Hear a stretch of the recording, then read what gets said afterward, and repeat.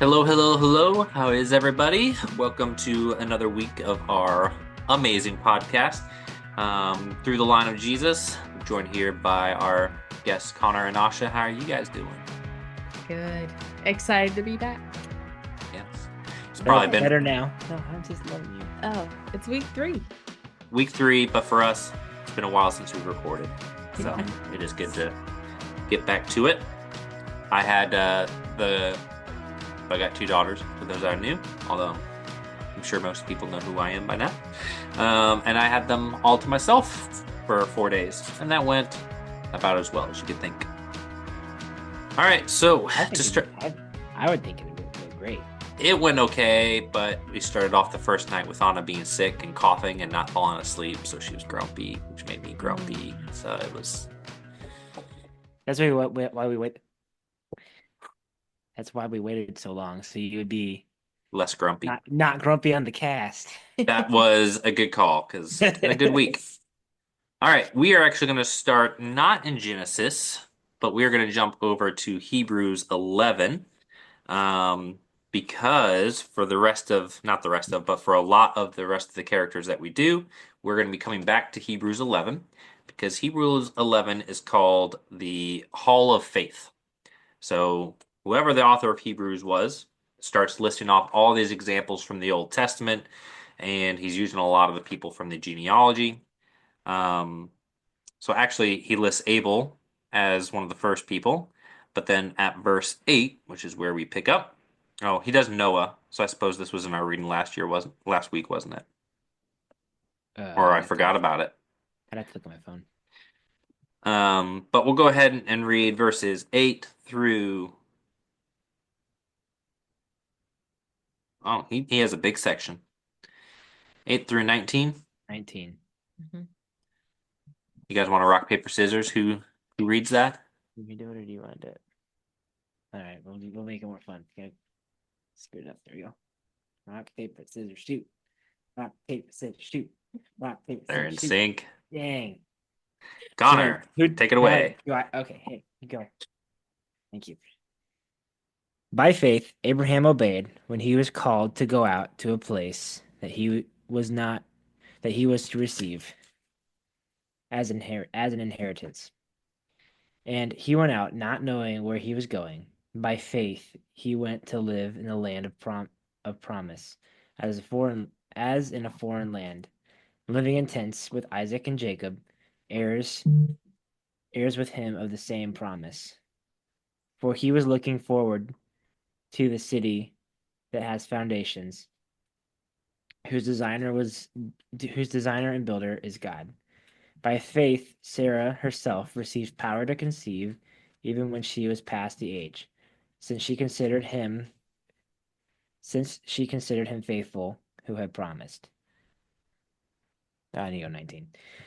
Therefore, from one man, and him as good as dead, were born descendants as many as the stars of heaven, and as many as the innumerable grains of sand by the seashore. These all died these all died in faith, not having received the things promised, but having seen them, and greeted them from afar, and having acknowledged that they were strangers and exiles on the earth. For people who speak thus make it clear that they are seeking a homeland. If they had been thinking of that land from which they had gone out, they would have had opportunity to return.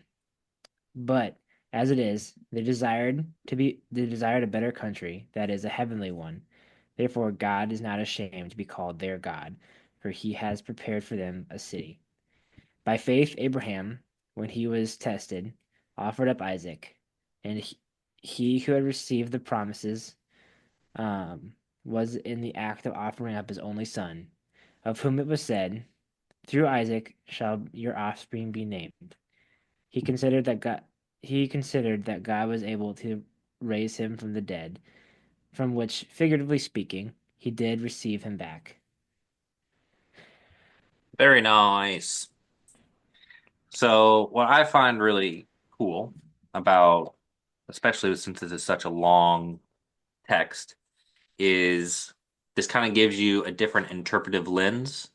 If you like read this first and then you read the story, or comparing, like you probably didn't have all those same thoughts that he did. And you're like, Mm-hmm. oh, I guess that's one way to interpret it. Um, like one example would be there at the end where he says Abraham just figured that God could raise Isaac back from the dead. If you read Genesis by itself, that's not like said anywhere, Yeah. Mm-hmm. but like that's person who wrote Hebrew, that's like his interpretation of why Abraham was so confident. You could kind of read into it because he tells his servants like me and the boy will come back. So like you can kind of like read between the lines and come up with Mm-hmm. that. But it's kind of cool that Paul does this a lot in his letters. You can read that stuff and then it kind of helps you interpret in a different lens what you're reading in the Old Testament. So I guess first question, did you guys know that there was the Hall of Faith passage, Hebrews 11? Were you aware of that passage before? Or? I didn't know it was called the Hall of Faith, but it makes sense. Yeah, that phrase by faith, and then they list off. And then it goes through all sorts of people. Surprising people get mentioned in there further on. Closed my Bible, should have kept it open. Um, I want to say Rahab gets mentioned. Mm-hmm. I'm looking. Is it? So even though, you know, her life before her story, she's a prostitute, she's still, her actions are considered really good and faithful that she's mentioned. Yep, see there she is. Verse 31. Yep. And this is really good that it is mentioned here because people who want to interpret the Bible and for whatever agenda, they don't want Rahab to be a prostitute. They're like, oh no, that word could mean something else. No, it's just like a innkeeper or whatever. Mm-hmm. But when you have it in the New Testament, now not only do you have it in Hebrew saying it, now you have it in Greek saying it. It's like Mm-hmm. you can't keep arguing that. So like Mm-hmm. it's really good that we have that sort of stuff. So we'll be coming back to that passage much more. But it's a very cool little reading. Hebrews is a tough read, so just being able to tackle one little section of it is nice. Yeah. Well, all right. Let's jump back into Genesis. And I think a good spot to start this week on our note sheet is sort of what were some of the personal applications that you kind of drew from Abraham and Sarah's story. And Connor read, so I'll go ahead and give off one and then turn it over to you guys. My first one, and this was a similar idea that I had with Adam, but take a more active leadership role in your family. Whereas you see a lot of times Abraham was just like, "Oh, if you say so, Sarai, then okay." Mm-hmm. Sometimes he made his own bad decisions, but um, just because someone tells you to do something, you still gotta stand up for yourself. Yeah, Including your wife. including No, I'm your just wife. kidding. Throw it to you guys. What was a personal application you guys had? Well, I'd say from the Sarai standpoint, um, or was she Sarah then? I don't remember. But basically, when she was told, Abraham was told that she was going to have kids and or bear a child, and she laughed, and then she bore a child at like what 99. 99. I think for me, it's more like don't ever like if the Lord tells you something or like whatever, just um to not laugh and like take him seriously because he really will do it. Mm-hmm. Um, that is one of my favorite passages because it's like Sarah laughed. He's like, "Why are you laughing?" I didn't laugh. Yes, you did laugh. yeah, Story moves on. yeah. So I thought Yeah, that was pretty cool. Connor. I think when and you're in a waiting period for God, I think it's hard to be like, I can't wait any longer. And then you read Genesis 12 to Mhm. whatever, 23, and yeah, you can wait. Abraham waited longer than probably anybody. You can Right. wait. Mhm. I forget how many years was it? I knew 40, this once. is it? That seems a bit long. Since the Uh, original promise of having you would have kids. I knew it at one Well, didn't point. they have him? He was 100 and she was 99. he started at 75, right? So is it Yeah, 25? yeah, it was 25 years. Yeah. Yeah. Half a quarter of a century waiting. So that's Hmm.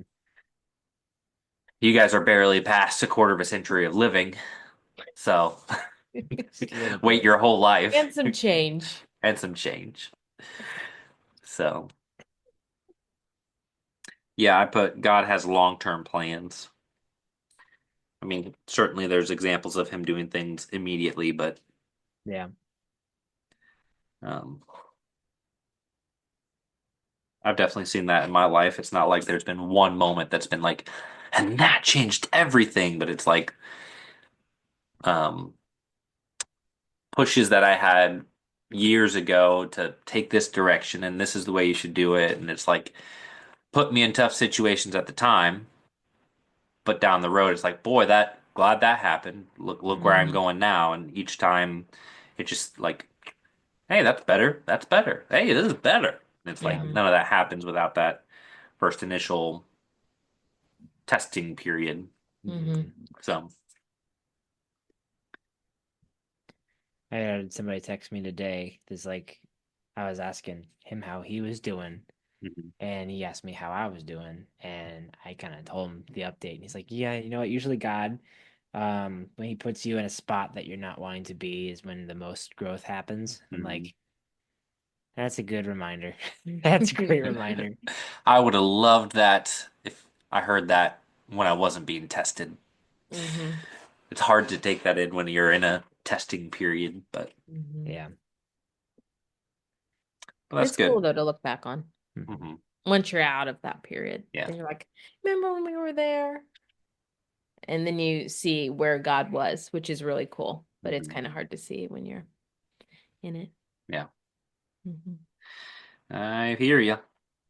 My kind of lined up with what you guys were saying. Like Asha's, so mine that was similar to yours was trusting God's promise and His timing. Um, was kind of my version of what you had said, Asha. So, Mhm. and then also one that I had is learn to recognize the voice of God. Right. Like Abraham, he definitely knew he heard God because of what he was willing to do with Isaac.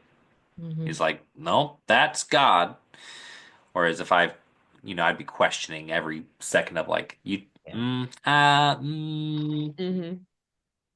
gonna assume not. So Mhm. trying to build that recognition. Our last one was kind of like, even when it seems impossible or scary, have faith, because it said that because of um his belief, God committed it as righteousness, or Hmm. I think that's what it said. So like I think that that's from Paul, right? Oh, it was in this. Was it Acts? I don't know. It was either the oh Acts yeah, part yeah, yeah, yeah.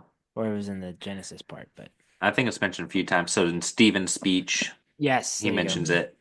I think Paul in Galatians, I think even references it by saying um, that God credited to him as righteousness, that Yeah. he had faith. And that, so it's sort of a whole accountability thing. Like Abraham didn't have a Bible. There was no Bible then. Probably Mhm. wasn't even writing then. I think writing came around the time of Moses. So, he doesn't have what we have, but God tells him something and he goes, that's God. And he Mhm. like listens and like, so that's what his faith looked like. Yeah. Whereas Christians, it's both a blessing and a responsibility because Mhm. God speaks to us. We Mhm. just got to read it. We've been hyping up Abraham a lot. Let's go backwards and what are some of his weaknesses before we keep hyping him up with strengths? and then we'll dive into some specific stories. Mm, I'd say, well, we have cowardly on here, but I would Hmm. say like a weakness to me that I saw was when God first told them that they were going to have a son, Hmm. and then Sarai. You can say Sarah. Okay, Sarah was There. like, "Yeah, not me. Like, not at this Mm-hmm. age. Take my servant." Hmm. And he just was like, "All right." Yeah. Like, there was no like, if God told me I was gonna have a son, Hmm. why would I not think it would be with my wife? Why would I have to go? Like, he Right. didn't question it. Yeah. He just was like, "Okay." So, Yeah, it makes you wonder because there is that event, and then there's I think twice where they go to Egypt, and then once with Abimelech where he's like, "No, that's not my wife, that's my sister," and puts mm-hmm. her in a precarious spot, and it makes you wonder like if they didn't make those dumb decisions, would God have given them a son sooner? Yeah. Oh. As opposed to like, he's not going to give him a kid right after they leave Egypt. And now there's the question of like, oh, was it the Pharaoh's kid? Or, he doesn't want to do Mm-hmm. that. So, did they have to wait longer because of those poor Also, decisions? how beautiful did Sarah have to be Right. 70 something? It's, You're like, she's gorgeous. Yep. she hasn't aged a day. I think that every time I read the story, I'm like, okay. I loved also that not loved, but this is one of his weaknesses that he's using technicalities as a crutch. Where when he lies about her being his sister, if you look at the genealogy, technically she's a half sister. Mm-hmm. He's like, well, technically she is my sister. It's like, oh my gosh, dude. Um, and what's funny is we'll read a similar story with Isaac. He does the same thing, but there's Yeah. no like, that's not your sister. That's your distant cousin. Like, good try. Mm-hmm. But Um, and then his biggest error was definitely how they treated Hagar. Hmm. Mm-hmm. I've always looked at it as like a bad story, but then I think it's a very intentional purpose why that story is included. Do you know what the name Hagar means? Did we look this up? No, we looked up Negeb. They said they went out to the Negeb. Like, what in the world is that? Yeah. Hagar. Oof. Nope. Hagar means immigrant. Mm. And Must have missed that so in the bonus episode. no, I didn't. This is from Bible Project. Gotcha. But when you read later on, there's lots of laws about how you are to treat immigrants and those in your land correctly. So here's an example of him breaking a lot of those laws and being so treating the immigrant poorly. Yeah. Um, so even though Abraham had looked upon as like the leader of the nation, um, he's not perfect. Um, so, but he does have strengths. We don't have to beat him down too much. I've got that he was humble, obedient, trusting, righteous, courageous at times. Mhm. That I So, put there. Genesis 18. Um, I said he's tricky. I don't know why I said that. That might have been a weakness. I'm trying to make sure. um, In well, Genesis 18. I know he negotiates with God, trying to. Can you Oh just? yeah, for like Sodom and Gomorrah. He's like, hey Yeah, God, can you just save them if there's like 50 people? God, don't be mad at me. How about like 40 people? 30 people? Like he just keeps going going. down. Like God knows. Duh. Like I don't know why God was like, hey, how about for Lot? I just won't kill Lot. Like But yeah, it's funny is God never stops him, and there's no sign that he would have stopped. yeah. And yet Abraham's like, "Whew, I got to 10. Great," and he thinks that's the best he could do. And it's like he probably could have gone further. Hmm. Mhm. Um, So I think that's funny. But it's a very interesting story. It's one of many in the Bible of a righteous person, and this is one of my foreshadowing, so kind of jump into that, but where a righteous person is um, pleading for mercy with God for other people. You Hmm. see this at the end of Job. Job has to pray on behalf of all of his friends to keep the wrath from there. The prophets, that's a lot. It's what Jesus does on the cross. Forgive them. They don't know what they're doing. So that's the theme that'll pop up a lot. That could kind of also go back into your personal application. It's Hmm. like, hey, like if you like work on like being righteous, Hmm. not that like I don't feel like your righteousness is what solves Right. like everybody's problems when you pray for them, but like I think God, I don't know. Well, us, we would be relying on the righteousness of Jesus in Okay, those prayers. that makes more sense. But I think there would still be I think we would take from this is still a lesson of, hey, let me live my life right. Hmm. And as you live your life right, that puts in you the heart to do things like that, like to pray Yeah, for people that, like, I don't think Abraham had any love for Sodom and Gomorrah, but he's just like, hey, when you're living righteously, you go, that's people. Those are human beings. And yeah. yeah.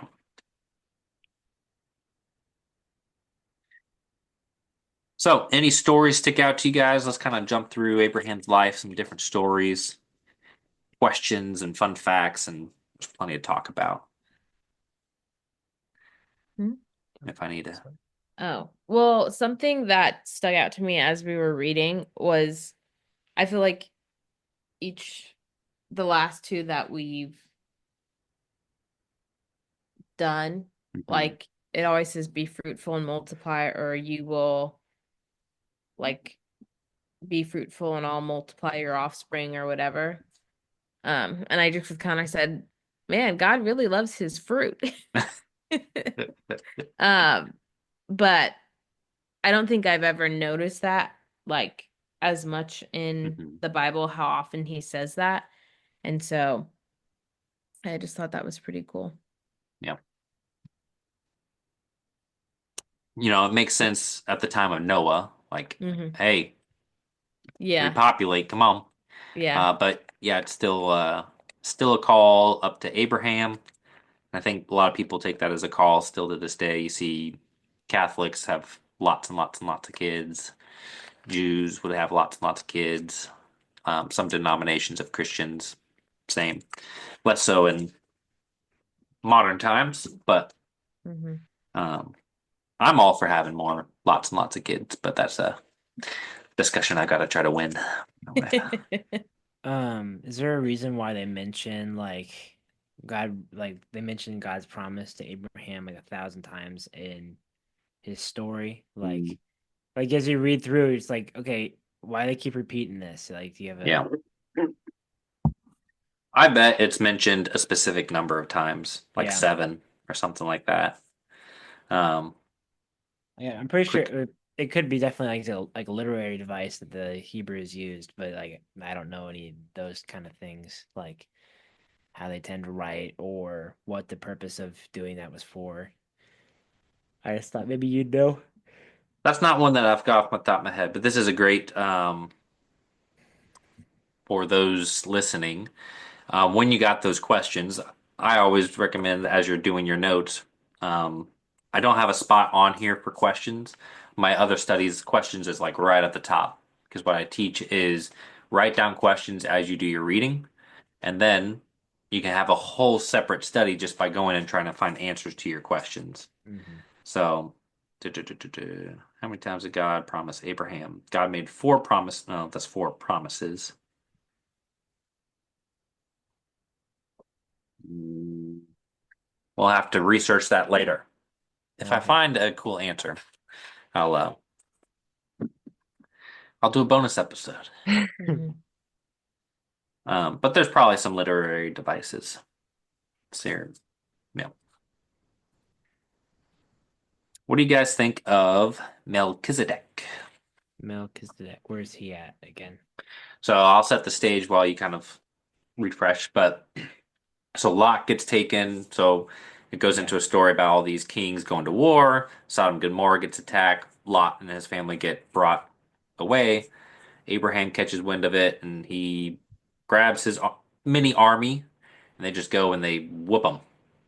So, and then it's like, wow, there you go. And then he brings them all back. Um, Abraham is approached by two different kings. The first is the king, probably the king of Sodom, or at least one of those kings that he just got all the stuff for. And that king was like trying to offer him, like, hey, or take this stuff and all this stuff. And Abraham will have none of it because you actually see this a lot in these Abraham, Isaac, and Jacob. Especially Abraham, the refusal to take any money from anybody because then later on they're going to take credit and be like, he's successful because I gave him such and such. So Mm. you always see him like when he's trying to argue for the burial ground. He doesn't want it for free. He's going to pay for it. Um, so he denies that king and says, nope, not taking any of your money. But then Melchizedek comes along and he accepts the gifts from him. And then he actually gives a tithe. The first time there's a tithe mentioned in the Bible to Melchizedek. And Melchizedek blesses him. And it's not clear, it's not stated specifically, but they do this little. He meets up with him in this valley, and it gives the name of the valley, and that's the valley that goes right past Jerusalem. So Mm. Melchizedek was the king priest of basically Jerusalem before it was Jerusalem, proto Jerusalem. So very cool. But have you guys heard of Melchizedek before, or is this kind of a This is this is the first, but his name is okay? kind of hard to memorize. Oh yeah, I, That's I one of don't I those. don't read it. I just memorize it. It's Melchizedek, Yeah, and then because if I try to read it, I don't, Mhm. Melchizedek. yeah. So what's interesting about him is he gets this really brief mention. Abraham like treats him super well. He ties to him, which is really strange. Mm. And then it's like, boop, that's all you get. And Mhm. so it created a bunch of Jewish literature and ideas about this person. And actually, when you read, I think it's in Hebrews, pretty sure it's Hebrews, he uses Melchizedek as like an example of how Jesus isn't just like some new high priest that's in the same priestly Levite lineage. He's a priest, and he says in the order of Melchizedek, basically because it's like it's not based off of like this lineage of parental passage, and Mhm. um, some people even point to Melchizedek as a pre-incarnate Jesus. I'm not sure I fully buy into that one, but that's some people's interpretation. So there's a lot of interesting stuff on him for those that love to dig into some interesting things. So there you go.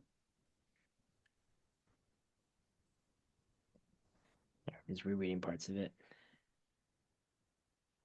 Yep. His name means my king is righteous. What his name means. He's Mhm. is he the king or he's just the He's a priest? king priest. Huh. He's described as both. Yeah. So that's another. It's just like very interesting. It's like he's a king priest, and you're like, who else is a king priest? Oh, Jesus is a. Hmm. This is so interesting. He has no origin story. There's no record of him dying. It's just like this is a very interesting dude. And so they came up with all sorts of different stories about him. And obviously the New Testament writers were kind of aware of that and kind of use him to explain a point. So it's very interesting. Hmm. Yeah.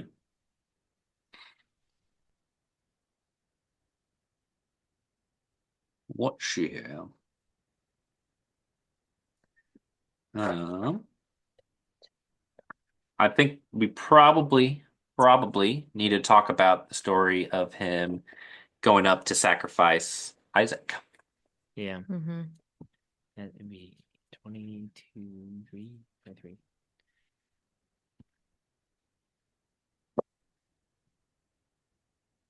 I like what you said that he told his servants that him and his son would be right back. That I never thought about that. I kind of read over that part. Yep. Um, 22, that's where it's at. Okay. Um, and then the angel of the Lord called to him. And I've heard that, I don't know if we've talked about this already, but when the angel of the Lord comes, some people say that could be Jesus. Uh, It's called like sometimes it's Christophany just or something. mentioned. Sometimes it's just was this one, does your Bible say a angel or the angel? The Yeah. So you get a lot of stories where it mentions the angel of the Lord, mhm. and then the story is just riddled with blending the angel of the Lord with God. Yeah. And So when reading this one, it has like it speaks kind of like using God's pronouns, mixing it up a little bit. So mhm. that's what like, especially in I think it's Judges, the angel of the Lord shows up and he's using both mixtures of God. And Yeah, he was the him only and one who has Gideon. he changes to I, like things Yep. like change. So that's when like you kind of like, okay, well maybe this isn't just an angel. hmm Mhm. So um it's kind of interesting the angel of the Lord shows up and if that is Jesus, because the parallel between sacrificing his son and the Jesus sacrifice, Foreshadowing. Yeah, it's like a So do you foreshadowing. guys know where they're doing the sacrifice at? Not no way it's the same spot. For So real? and this story just says Mount Moriah, Yeah. but that is in Jerusalem. So I don't know if it's like on the same hill where the cross is, but Oh, like they're in the same location Mm-hmm. that later on Jesus does the same, giving up his life. Mm-hmm. When I learned that, I'm like, why don't they teach people this? Yeah, It's that's like, crazy. oh my I'm gosh. I'm going Because down like the they could have done this sacrifice anywhere, but they go on a how long of a journey? A 3 days. 3-day journey. Okay, dang. yeah. So Isaac's as good as dead for 3 days, and then he's brought back to life. Wow. Yeah, it's all there. That's crazy. Where'd they Uh, come from? I Like mean, like if they were coming from the same spot Jesus went came from too, that'd be kind of crazy too. probably not. It Probably not. describes there's a specific tree that they keep mentioning that like Abraham pretty much chills at. Yeah. I think it's more south, so I think they went. At least this is what's in my head. I think they Yeah. were more south than they went north. But regardless, there's enough there for just any Christian to go, wow, like Mm-hmm. it's just so cool.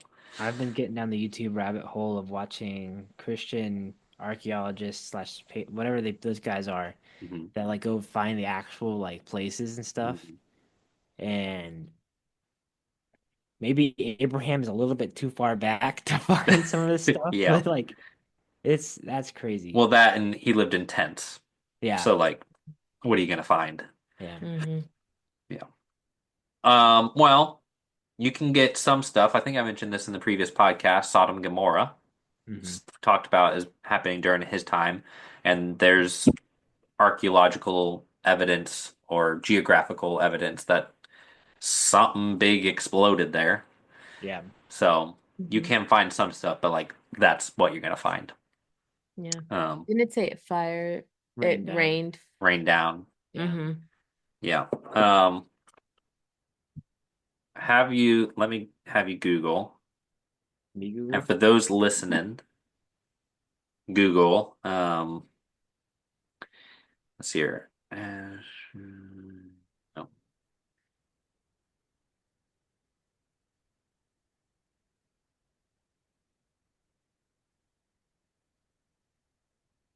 gotta look up the name because it's the over Russian. I'll cut out this.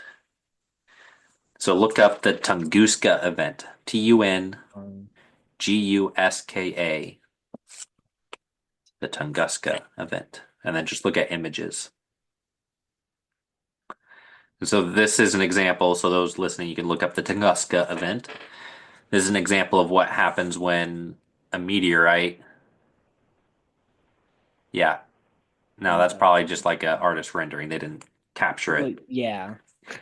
But you can see how the trees are just leveled, how there's a giant bare spot still to this day. Um, so sometimes meteors will come and they'll hit the ground and you get the crater, but sometimes they explode, and I mean just the devastation is just like just rips through everything. So like the crater that's there, I'll show that this image. Yeah, Um, the reason like I don't know how long ago the Tunguska event more happened. recent. Recent? Okay. Yeah. Well, like the reason there's no trees there still is because of like the salt and sulfur just like changing the oil or the It may soil. just be that it blew away like any possible seeds or anything. I mean Because there's that grass. But too, but like that's the argument for Sodom and Gomorrah yeah, and the Dead Sea that's there now. yeah. Yeah. Wow. Yep. So there's another YouTube rabbit trail to run down. Your better half disappeared. Yeah. She'll be back. Disappeared. She didn't like Google like that. Yep. Just kidding. I feel like there was something else with the oh, so talking about the Abraham Isaac story, you know, we may be talking about Abraham, but like when we talk about Isaac, I mean he willingly went to the sacrifice. Yeah. Um, and if he would have been the one carrying the wood for the altar. So there's like the image of Oh my Jesus God. carrying the cross. Yeah.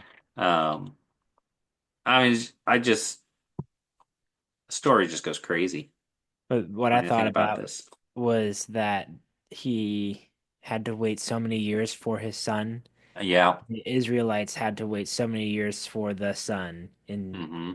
like, there's just a lot of parallels. Yeah, and you can think about like the grief that Abraham would have, you've waited for this promise and now you're going to have to kill your own son. Like, and Mm, that's just like a fraction of like God had to do that.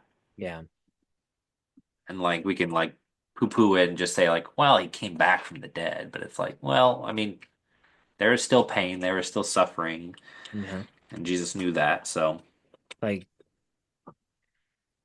in talking about Jesus, God still had to watch him get like whipped. And yeah. I've heard so many different like accounts of how badly, but Hmm. like so much so that his ribs were showing, like all that stuff.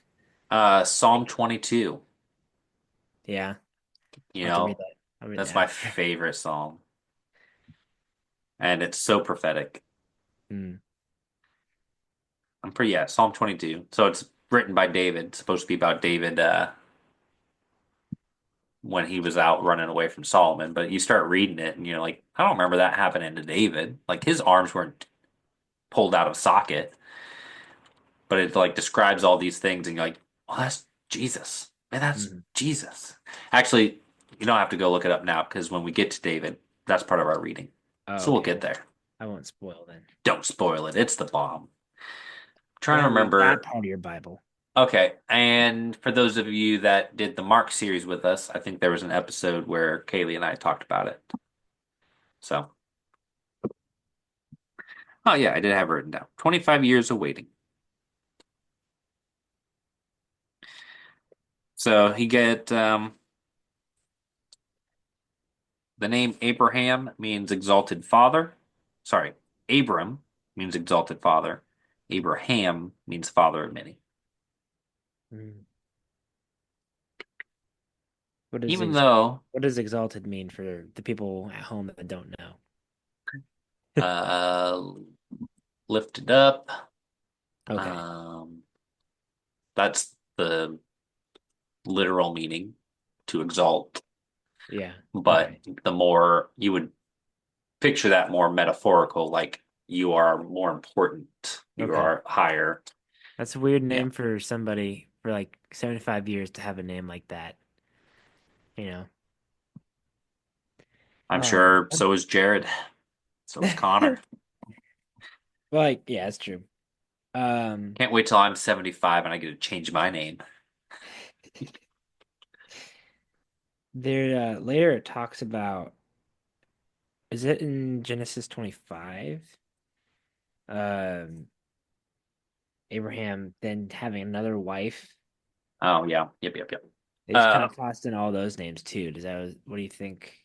well, so this is a great thing. I mean, there's whole people that dedicate their whole life Yeah, studies to looking at these names.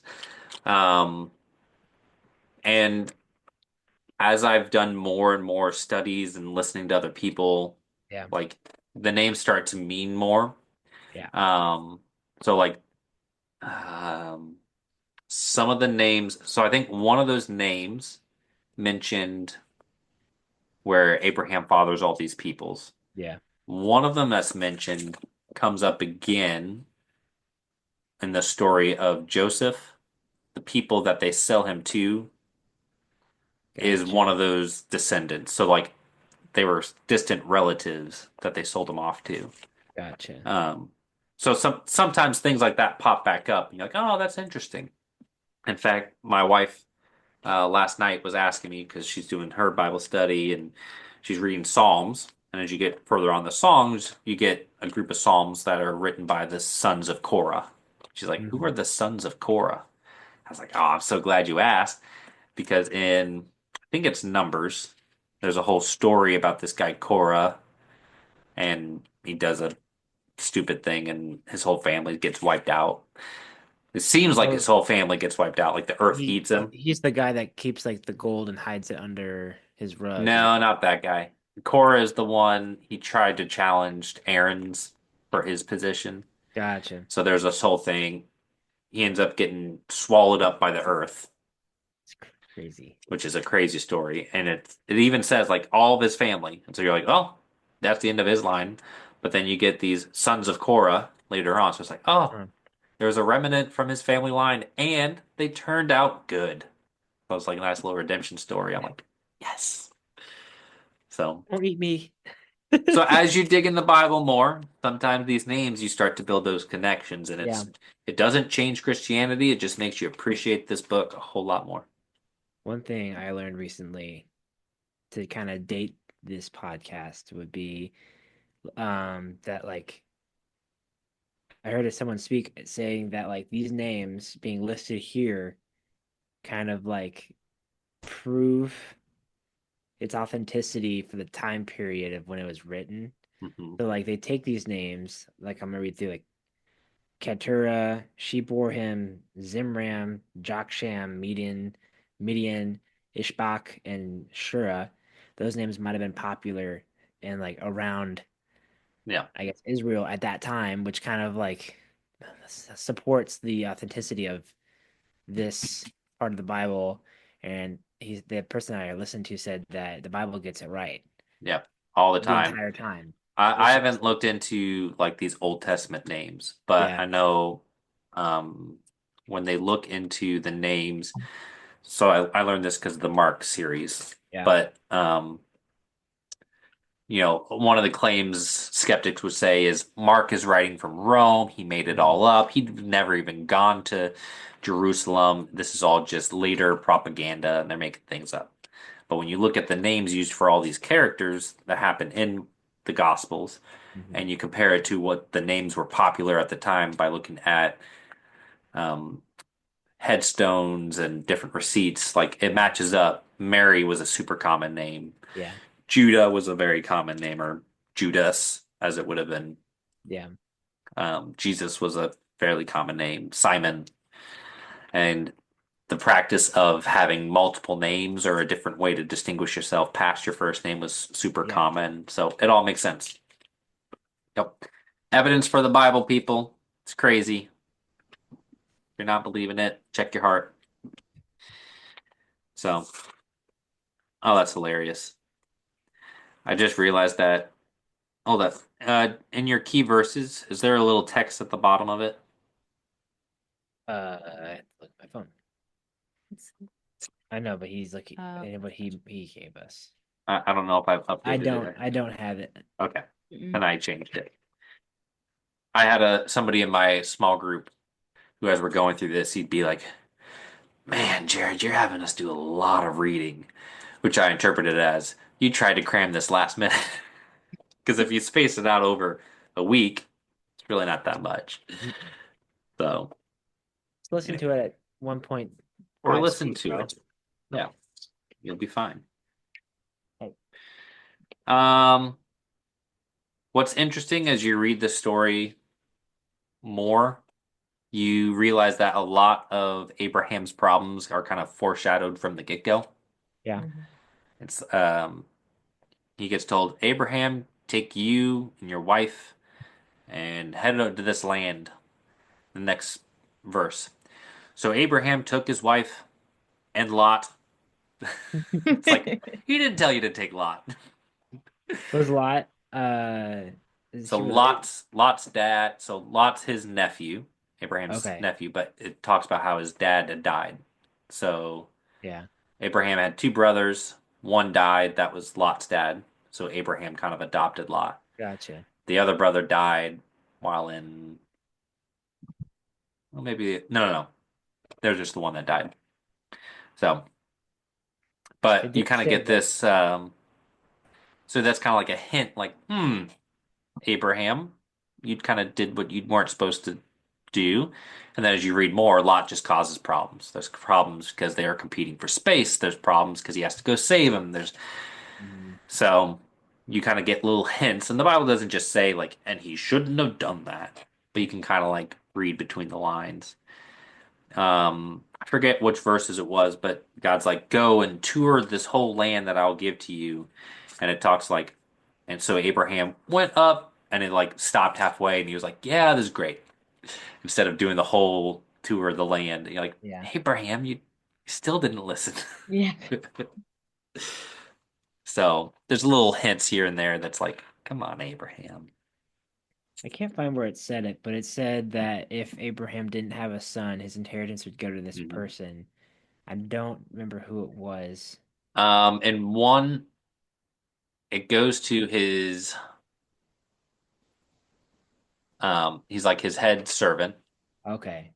And you can't prove it, but this is probably the guy that he sent off to go find Isaac a wife. So Okay. that story where he goes off, finds the Rachel at the well, Yeah. that's probably the guy. Gotcha. So, which I mean, he's a pretty incredible guy. So Yeah. we'll read about him next week. Biblical wingman. Biblical weight pain. Um, cool. I think I'm out of stuff. I'm checking my notes.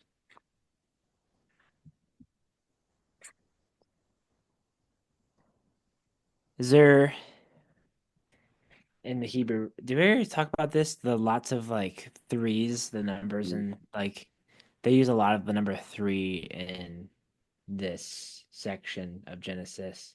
Mm-hmm. Like, I think just noticed that. And I don't know if it's like because three is a holy number or it was just a way that the Hebrew writer was trying to. It's so we just see it as like a number thing, but Yeah, it's probably more of a symmetry memorized thing. gotcha. I've got to remember a lot of these early stories would have been um, told verbally up until it got written down. Um, but even once they got written down, you can tell that there's just so much symmetry and wordplay and all this stuff going on Mhm. that they're very strategic in how they were writing things out. Again, because you might have it written down, but that doesn't mean everybody knows how to read. That doesn't Yeah. mean Mhm. everyone has a copy. So you're trying to make things that are memorable. And I have a bonus episode that I did during Mark about what are they called? Chiasms. And chiasms are a type of symmetry that you see throughout the whole Bible. New Testament uses it, Old Testament uses it, but it's like the point here, like you're telling a story, climax, and then the other side matches the side that's Mhm. going there. The Sermon on the Mount, so like their main point is in the middle, whereas when we tell stories, the climax is like at the end. Theirs is more in the middle. To get a good example, and what you see across the two sides is a lot of, sorry, my hands are too low. What you see across the two sides are like similar words or ideas that match up. Mhm. So if you actually look at the Sermon on the Mount, that whole Sermon on the Mount is a chiasm, and right at the top is the Lord's Prayer. So, and so that's how you get like threes and sevens are Gotcha. important numbers because you have that Repeating central numbers. point. Gotcha. Yep. For those that want to dig into that more, I think I've mentioned this before, but go into Bible Project's classroom, and what they do is they organize passages. Both they'll highlight the key words, and they'll, even if it's like we translate it differently, they'll put the original Hebrew so you can see that they're the same. And they even structured the paragraph so it's easier to see the symmetry. And so you can kind of get the feeling of like, wow, this was like a lot of thought went into how they created it. I'm super passionate about that because, so for those that don't know, my current role is a curriculum coordinator for science for a district. And so I take all these resources, and what I do is I organize it for the teachers in a like really smart, strategic way, makes it more useful. And so when I learn about how organized the Bible is, I'm like, I get it. Like that's what I do. So you have like some scribes that are piecing this all together to make it all make sense, whether that was Moses or Joshua or someone later on. I don't really care. It's just beautiful, and you get a lot out of it. Awesome.